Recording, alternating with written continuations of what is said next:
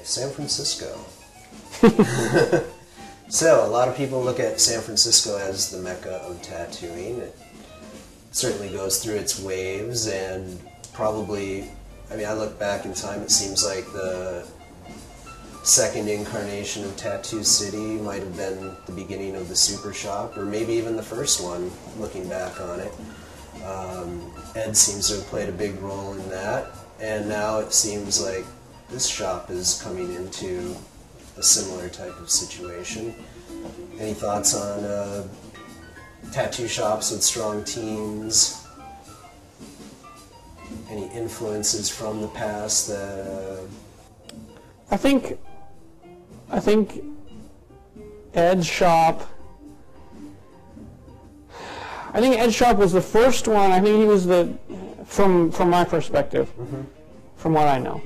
I think Ed's shop was the one that had the most profound influence on most of the tattooers that are working here now, in as much as that Ed kind of brought the custom tattoo appointment-only style from Japan to the States, and he made it work. And it wasn't like, you know, I mean, he had a custom private setting, but it wasn't like going in someone's kitchen. You know, he was doing work that almost no one else was doing in the whole U.S., let alone almost, you know, the entire world. There was a small handful of people that were doing anything close to his scope of work. And of course, some of those were in Japan that he was obviously hugely influenced by, you know. So I think Ed kind of laid a big foundation. He made the first, you know, he made Tattoo City. It was the Realistic, and then Realistic caught on fire, and then he decided to do Tattoo City instead of just kind of quitting and doing just a private only shop. You know, he decided, okay, I'll have the shop here, and I'll make a little make a nice shop for everyone. These guys. So I think, you know, Ed. And then shortly after, I think Marcus and Aaron really set another kind of offshoot of what Ed had started, which was another custom-only, appointment-only tattoo studio, for the most part, which was really envelope-pushing as well. You know, it was very forward in its thinking, and they were very experimental, that kind of stuff. And they were doing a lot of stuff that was outside of the boundaries of accepted tattooing, which we spoke of earlier, which was, you know, Japanese Americana, fine line, that kind of stuff. They were bringing some of them. I mean, you could say fine art, you know. I mean, you have the half sleeve that Aaron did of the Duchamp descending staircase, I think it is, that kind of stuff. And of course the biomechanical and all the cubist stuff that Marcus really pioneered and perfected, in my opinion. So I think those, in my eyes, those were the shops that really made a huge impact. I know that when I was first, you know, when I first started tattooing, you know, those are the shops. You know, Primal Urge to me was amazing. You know, and you had Tattoo City with Ed and Eddie and Dan, and so, yeah, those shops. Right. And then from there, you know, there was the 222 shop, which was another talent-packed shop, and Everlasting, and yeah, Goldfields has had some good people there. You know, Erno had Dan for a while, and lots of good places that I was always. I guess that's what drew me to San Francisco, because of the heavy duty amount of talent that I knew that I could benefit from immeasurably. Sure. Because I was seeking what they were doing, and you know, without them I couldn't have achieved it. So. Sure. I figured, why not surround myself with these people, because they're infinitely better, more knowledgeable, experienced, etc. than I am. Go toward them. Sure.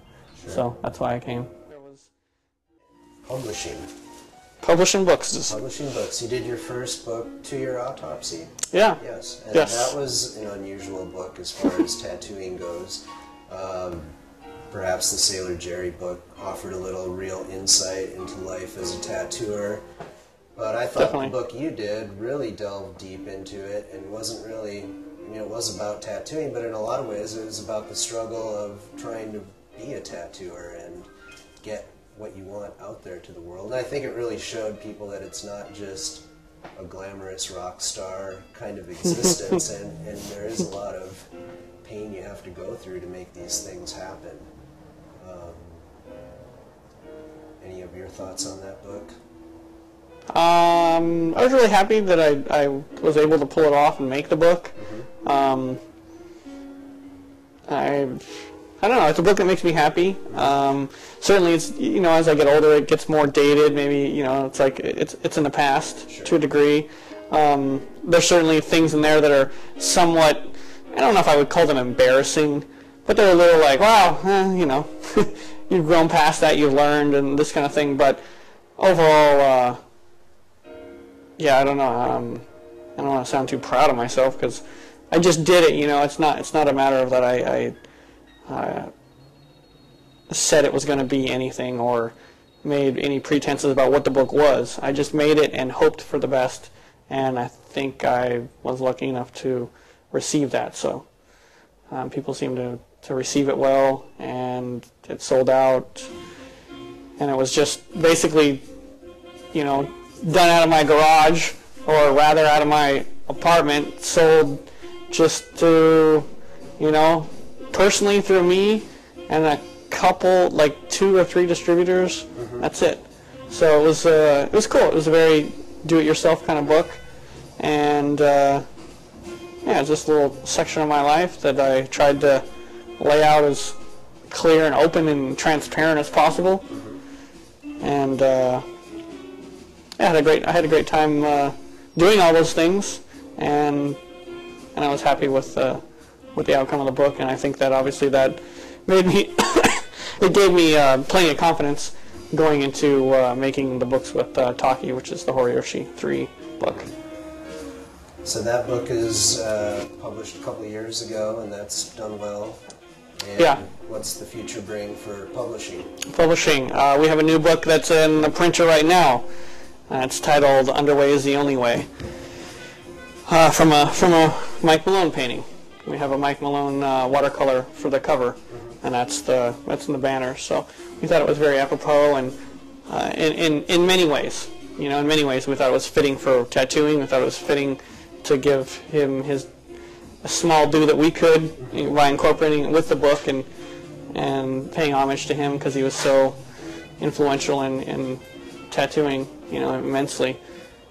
So that's coming out soon. I think there's roughly 20 artists that are profiled, and it's going to be a fairly large book. I think maybe the same size as the Horiyoshi book. I can't remember, to tell you the truth.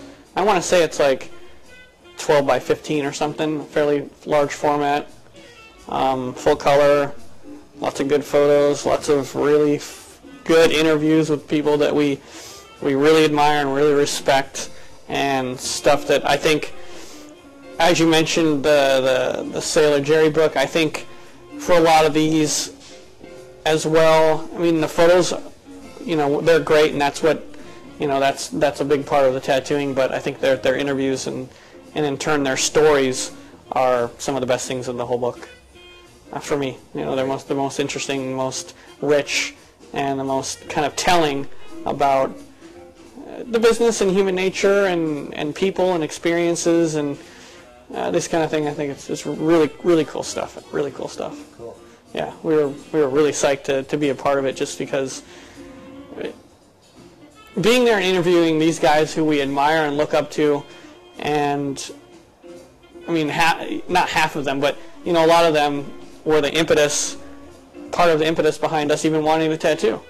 So being able to interview them and speak candidly with them, and then, you know, be able to carry their story to thousands and thousands of other people made us real proud to be able to do that, because we think that those are the things that need to be passed on, because they're really important, especially in the tattoo culture, which is, you know, for the most part, it's only being historically recorded by tattooers. Right. So that's another reason we think it's really important, is because these guys need to have their stories told. Otherwise, it's going to be folklore after too long. Yeah.